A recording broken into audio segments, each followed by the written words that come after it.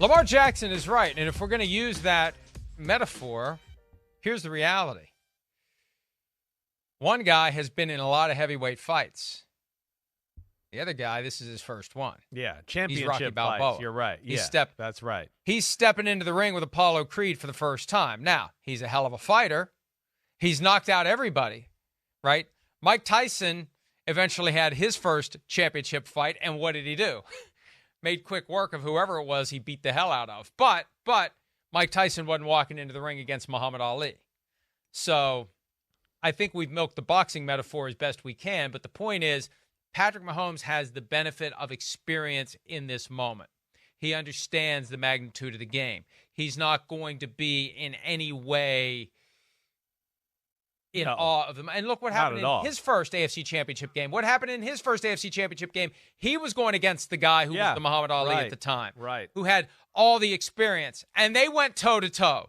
And if the rules were different, they might have won that game because they would have had a possession in overtime after the Patriots scored a touchdown in the 2018 AFC Championship.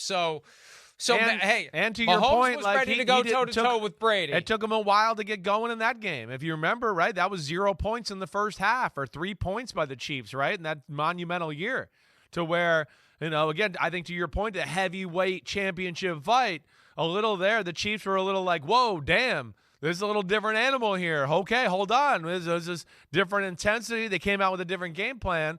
And, I think you're right. The Chiefs are not going to be enamored with the moment or, the bright lights of the situation at all there, at all. Patriots led 14-0 at the half. Right.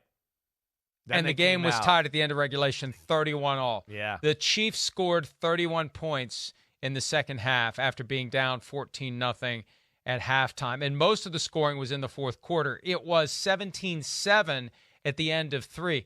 The Chiefs scored 24 points in the fourth quarter to force overtime in the final minute. And then it was that first drive, 13 plays, 75 yards, Rex Burkhead touchdown. If D Ford just lined up on Chiefs side. Get on the field. Right. It would have been a whole different game, or they would have won and gone to the Super Bowl and Patrick Mahomes' first year as a starter. And he'd have 4 Super Bowls now, assuming the other years played out the way they did. So I guess the point is, Lamar Jackson, this is his first rodeo. And it's just like Mahomes 6 years ago, 5 years ago, 2018 into early 2019, facing Tom Brady, first time in the AFC Championship.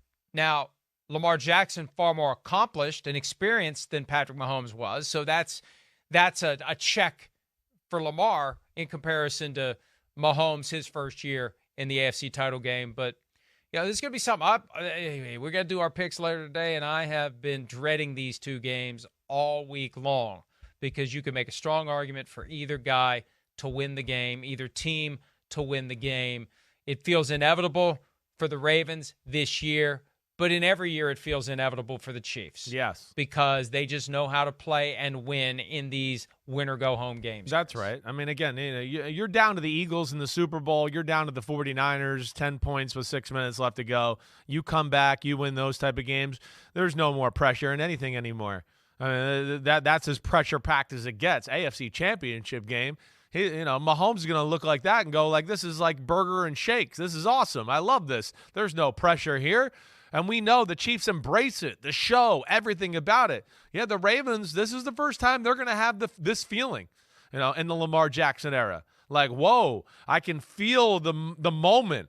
Whoa, it's all the pregame shows are on the sideline right here. There's a different buzz in the stadium, all of that. And we know, too, that, like we said, the Chiefs show up in these moments. The Ravens are still kind of knocking down barriers to say, hey, we don't collapse in these type of moments. Last week went a long way to, dispelling some of that as well.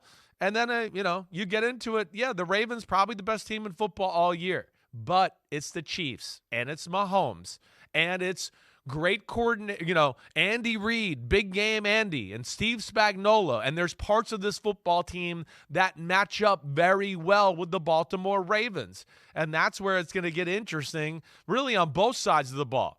I think that's what's really cool about this one is, you got pretty high level, chess match really on both sides of the ball between the coordinators that I'm very excited to kind of see play out. Well, and, consider the fact, too, that this is the highest stakes ever for a game between John Harbaugh and Andy Reid. Wow. And Harbaugh worked for Reid from 1998 through 2007. 10 years. Well, 9 years because he was there before Andy Reid showed up. Andy Reid kept him in 1999. Harbaugh was a special teams coordinator as of 1998, stayed in that job through 2006, defensive backs coach in 2007, which got just that 1 year, get him away from the stigma of special teams coordinator, make him a position coach for a year, and that lays the foundation for him to become a head coach. And here they are, two of the most tenured and successful coaches in the NFL, crossing paths in the biggest platform they've ever met, and they've got that history. And you just wonder how much of that history creeps into this between Reid and Harbaugh. It's not quite Harbaugh versus Harbaugh, but it's pretty damn close when you consider the relationship. So let's look at it from the Chiefs' perspective. If you're Steve Spagnuolo, what do you do to try to neutralize Lamar Jackson? This is the big one of the big aspects of the game in my estimation. Me, Mr. Ron Jaworski, I watched the film, right? One, the Chiefs are a little banged up at the defensive tackle position, right? So that worries me. Like when the Bills got into some running sets last week, right? The Chiefs, I felt like, especially when Chris Jones was out of the game, went into defenses knowing we got to protect our D tackles a little bit. Nadi's been hurt. They're a little undermanned there. And I felt like they played defenses to, stop the run, help those D tackles out a little bit. We know this Ravens O-line is better than the Bills O-line, right? And we know that unlike years past, if you overplay the run game against the Baltimore Ravens, they can beat you with the pass game this year. They can do that. But having said all that, too, the Chiefs can play man-to-man about as good as anybody in football. And Spags can change up coverages and looks about as good as anybody in football. I think the thing I'm interested to see here, Mike, is the Chiefs very creative with, as you always hear me say, tactical blitzing, right? Kind of like you didn't expect this from us and we brought it, and now you got to account for it every time you get in this formation. And what other curveballs are we going to have for you today? That's where Spags is brilliant. Last week, the Texans blitz gave the Ravens issues. It did. And to the point where they had to go in a half and kind of reorganize how they play and do everything like that. So that, to me, is going to be the thing that's going to be interesting. Does Spags choose a game of being aggressive? Our DTs are undermanned. I need to run blitz a little bit. I need to blitz. I like the way Lamar didn't pick up the blitz consistently. I think I can expose that. But within saying that too, Mike, you are going to leave your guys one-on-one with Bateman and Zay Flowers and OBJ, and that could be scary too. That'll be interesting to see the approach by the Chiefs defense. But they've got the defensive backs to do it. They do. If they want to do it. They right? do. They can trust. Yeah, they do. But this isn't Tua and pop gun arm here. This is Lamar freaking Jackson, who can make the first blitz or miss, like you're saying, right? And then go, oh wait, L'Jarius Sneed, you're awesome, but can you cover Rashad Bateman for 6 seconds straight as he runs an in-cut and then sees me scramble, and now he comes out and does that? So that'll be a very big aspect of the game, let alone, like you always say with Buffalo. And this is, to me, too, we saw it last week. Big game moments, right? You always bring up they like to run Josh Allen in the big game moments. Though that was very true last week, to your point. I think the Ravens took a page out of that book last week as well. They started to go, wait, it's 10-10. It's the third quarter. We got Lamar Jackson, and we have a clear schematical advantage when we run the ball with the quarterback a little bit. Let's start doing it. And they ran 5 or 6 quarterback design runs within the first 2 drives of the second half. I would think the quarterback design run thing, again, is a part of their game plan because it just makes the Ravens offense so much to defend when you talk about the run game, the receivers, and now a quarterback design run game on top of that, Mike.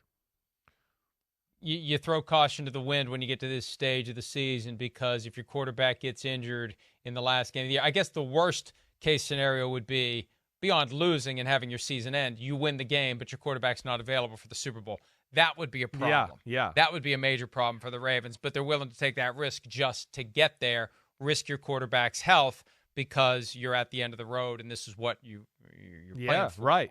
The Chiefs need Willie Gay back healthy. They need Derek Nottie back healthy. That'll be big if they can play in the football game. They need Mike Edwards, too. And Mike Edwards as well. Exactly right. Hi, it's Mike Florio. Thanks for watching PFT on YouTube. Hit subscribe for the latest news and analysis from Pro Football Talk.